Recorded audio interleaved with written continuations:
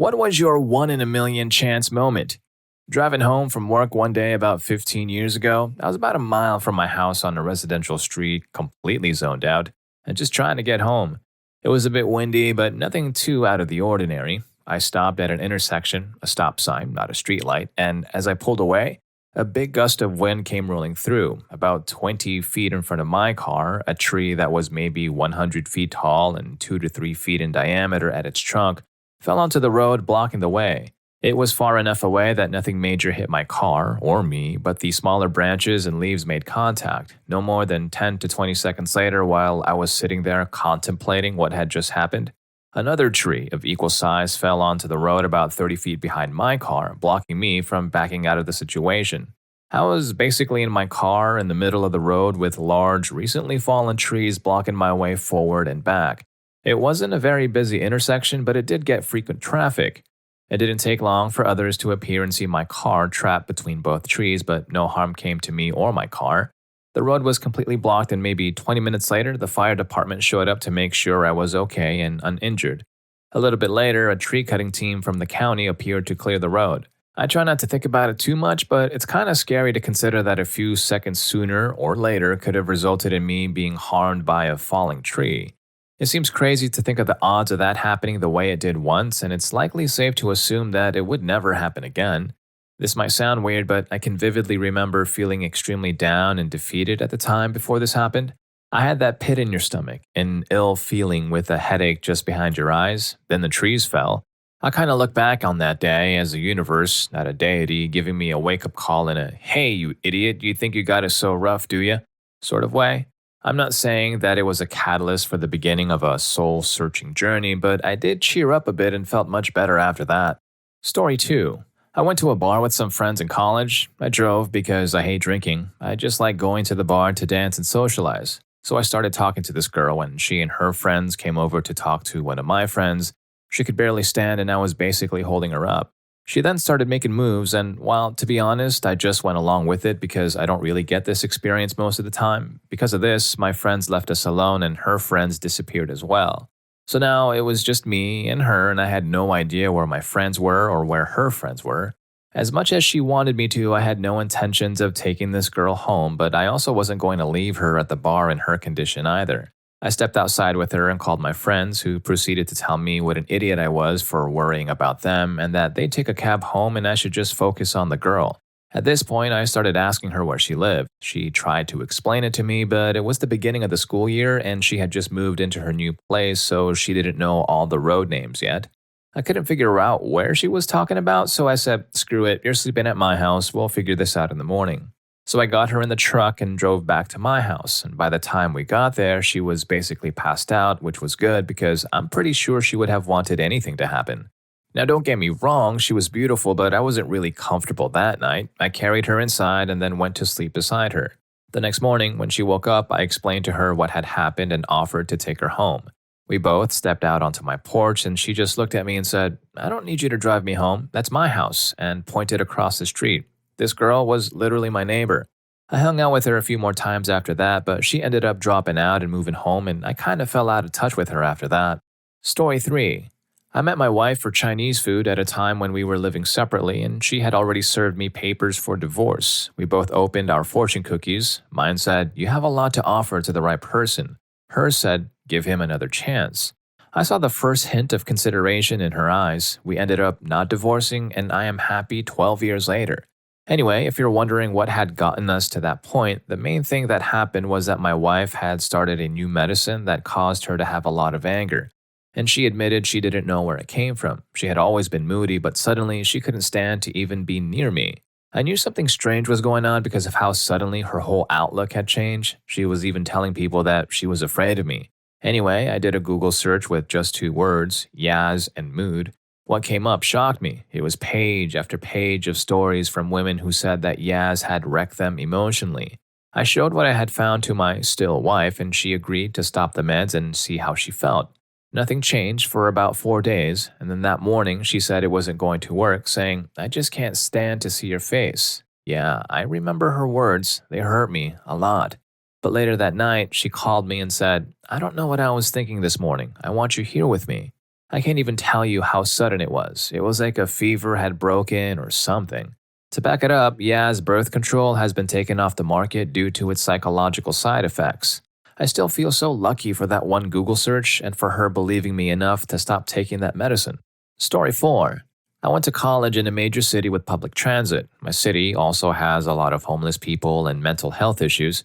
As the trains are relatively cheap and many run 24/7, unfortunately, the mentally ill tend to use them as shelter. I was riding to work early one morning when a young, obviously homeless man approached me. I thought he was going to ask for money. Instead, once he stopped in front of me, he hugged me. I promptly tapped him over the head with my water bottle. Eventually, he let go and walked away. I thought about calling the police, but they never come to this city. 5 years later, I was taking the train again. A man approached me, and something about the situation felt familiar. I looked up, and sure enough, it was the aggressive hugging man. I recognized him right away. "We've been through this before," I said. "Do not hug me." The aggressive hugging man got the memo and left me alone, but then he began approaching other people on the train. I had enough and decided to report it to the police. They didn't come, as expected, so I stopped by the station. The detective I spoke to showed me some pictures. Apparently, this man had randomly approached 75 other people when I first encountered him. He spent some time in jail but was apparently back at it. The next time I saw him, I gave him my friend's business card, who is a social worker. This dude now has housing and a part-time job, and I don't think he's going around hugging random people anymore.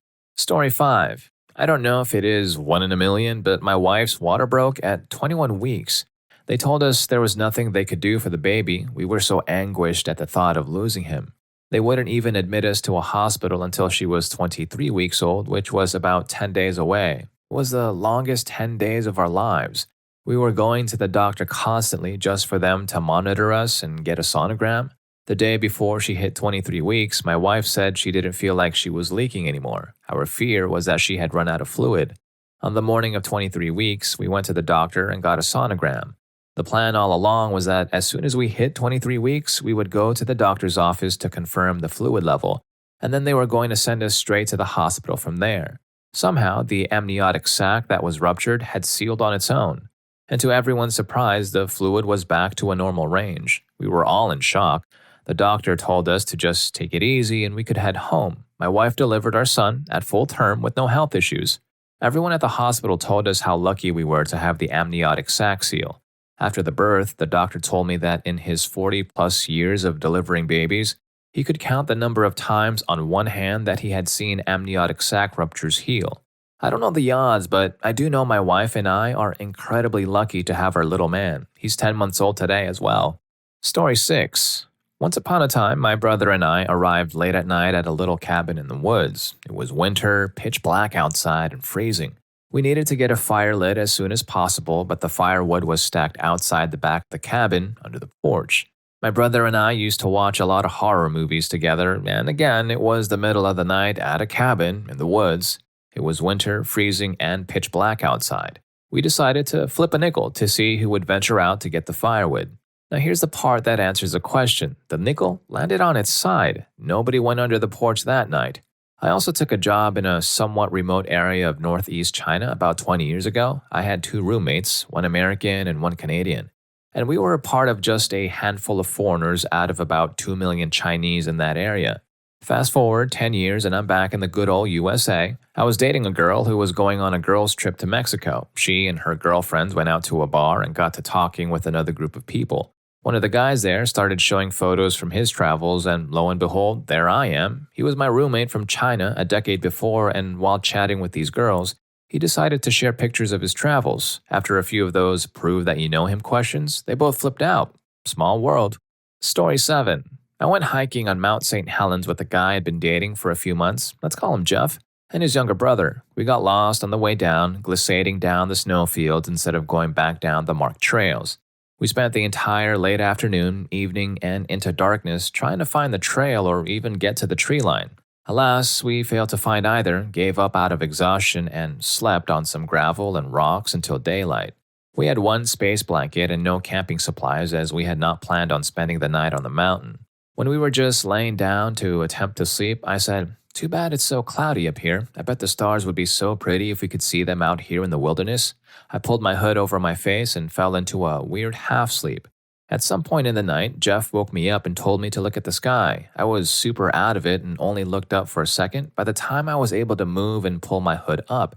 But in that exact second, in the exact space in the sky I was looking at, there was a shooting star, the first one I had ever seen. I really liked Jeff and I had been through some rough relationships, but I had a different feeling about this one.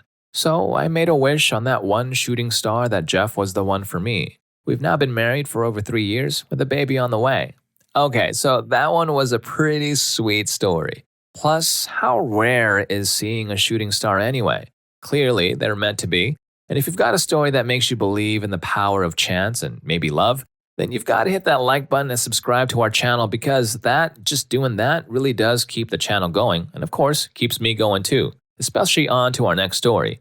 Here's story 8. In my younger years, I used to sell, and one day I was sitting in class with 3 tabs in my coin pocket and 25 more in my car.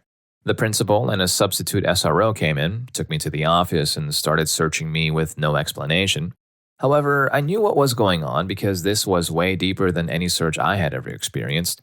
Usually, they never check your coin pocket, which is why I put them there, but this time, they did. The cop felt something, but his fingers were too big to pull it out, so he just ignored it. I got even luckier than that. After they finished searching me, we went out to my car for a search. At this point, I wasn't even nervous anymore because I had already accepted that I would spend the next few years in jail. I had the 25 tabs in a little bag that was silver on one side and clear on the other in the pouch behind the passenger seat. Before they searched the car, they gave me a chance to tell them what I had to get a lighter punishment. I wanted to tell them, but the words just couldn't come out. The cop pulled a lot of papers and trash out of the pouch, and my bag with the substance fell out, silver side up. Assuming it was trash, he just put it back in. Story 9. Back in 1989, I was living in Las Vegas, and a female friend, whom I desperately wanted to date and impressed, asked me to teach her how to shoot. So we went down to the gun store, rented a .38 Special 6-shot 4-inch revolver, got a target, and bought a box of wad cutters. I set the target all the way down to the 50-foot mark and started explaining how the gun works. I loaded a single round in and was showing her the difference between single and double action. I cocked the hammer back and aimed down range while looking at her directly in the face. She was perpendicular to the axis of my arm. I explained how there's much less trigger pull when firing single action, and I pulled the trigger. The gun went off, and I continued to explain why it's a bad idea to ever use a single action despite what she might see in a movie. She wanted to know where the bullet went. She hit the target return. Hand to God, it was a bullseye, dead center, maybe 1 centimeter up and to the left of a perfect X. Needless to say, it was a total fluke and I could never ever do it again. I mean, I'm a good shot, but not like that, and certainly not almost 30 years later. My eyes are old. Still, I had her undivided attention for the rest of the day. Sadly, that didn't impress her as much as I'd hoped it would when I realized where I'd hit it. Story 10. A friend and I were hiking in Ohio one winter in a place called Charleston Falls. There's a 30-foot waterfall that freezes into a giant ice pillar every year. There were fences and signs that said dangerous ice, etc. Well, kids don't care, so I asked my friend to take a picture of me hugging the ice pillar waterfall. It was probably 4 feet around, maybe even 5. I could not wrap my arms around it. It was about exactly freezing outside and things were a little bit melty. I pressed my body against the ice with enthusiasm and a cheesy, camera-ready smile, and crack, I had literally pulled this giant, solid waterfall off the cliff. It began crashing at my feet, crushing under its weight straight downward. I was petrified and frozen in place. We ran out of the park, and that crash echoed forever. My face was hurt, and I remember pressing fresh snow against my cheek as we quickly left. I didn't need medical help, but I did look like I had lost a really dirty fight for a week or two. No one ever believed me at school, but the person who was with me that day is still my best friend and he remembers. I definitely pulled the whole waterfall down. Story 11. When I was in middle school, I had this strange nightmare. I was at my elementary school again, walking down the hall to leave for the day. The hall's emptied out and I was walking alone when I heard someone call me into the cafeteria. As I was about to walk by, there was a teacher of mine sitting next to the school's speech therapist who was kind of a creepy lady. Beside them, sitting at the lunch table, was a small Jack Russell dog with its back turned to me. And for some reason, I had this eerie David Lynch-like vibe as I walked up to them. They asked me to sit where the dog was. I said something, indicating I couldn't because the dog was there. Then the dog turned around and there was this horrific blurring of all the colors in my vision and I woke up. So, just a weird, seemingly meaningless dream. And then years later, I am high school aged and watching TV, flipping through channels, and the cable keeps having some weird interference where the colors on the screen look like they smear around. Suddenly, I flip to a channel with a rerun of the show Frasier, and Jack Russell from that show is sitting in a chair with its back turned. It turns to the screen, and at that exact moment, the colors on the screen blur like what happened in my dream. Just a coincidence, but still super weird and eerie. Story 12. I got on a plane to Vancouver, Canada with about 4 reasonable doses of this specific kind of medication. I didn't get caught. Cool. We were going to Vancouver because it was the first time a DJ we loved was playing in Canada, so we each took half of what I brought and got baked. A bit before the DJ we were there to go see got on, I wanted a cigarette to help me chill out. Then I saw the DJ in question. I yelled out to him by his real name and his DJ name, but he didn't respond, so I was like, no big deal, let's smoke. A moment later, one of his crew members tapped me on the shoulder and asked if I was asking for the DJ. I was like, yeah, I was. Then the DJ came up and asked, hey, you're the girl, aren't you? Somehow he recognized me from adding him on Facebook a while before that. Seriously, just think about it for a moment. I spent money on a whole trip to see this DJ, risked jail, and I got there and met the DJ and he recognized me? Story 13. I was at Dave and Buster's for a friend's wedding reception probably 10 or so years ago. I wanted to play skee-ball. I'm not really good or anything. I just like playing, and their machines were in really nice shape. I got $5 in tokens, and the very first game I got a bunch of hundreds and ended up beating the score to win the jackpot. I had like 860 points or something. Flashing lights, sirens going off, everyone looking at me. It took about 5 minutes for all the tickets to spit out of the machine. It was a giant pile on the floor. And meanwhile, I just wanted to play some skee-ball. It finished, and the teenager minding the counter climbed up to the top and reset the jackpot counter. I put in another token, and wham, did it again. Bunch of hundreds. Another jackpot, much less this time though. The kid working gave me this look like I cheated. You can't play anymore. I gave all the tickets to my friend's daughter, and she went on a shopping spree, as many rubber balls and plastic trinkets to last her a lifetime. Story 14. And before Google, when I was in college, I spent about 12 hours one day trying to remember the name of the instrument you use to take your pressure, a sphygmomanometer. I was still obsessing about it when I went to pick up beer for a party that night. The store didn't have the beer I wanted, so I grabbed some random seasonal mix packs. I helped myself to one when I arrived at the party and opened the bottle, only to find that the bottle caps had riddles and trivia on them. Mine said, pressure's on the top and sphygmomanometer on the inside. Well, I guess you'll never know what incredible or strange things might be around the corner wherever you shop, at least. If you've enjoyed this video, make sure to head on over to the next one. What's the biggest WTF just happened moment? For more crazy situations people find themselves in. Story 1 was quite the coincidence, just like this last one. I'll see you there, and thank you for watching this one.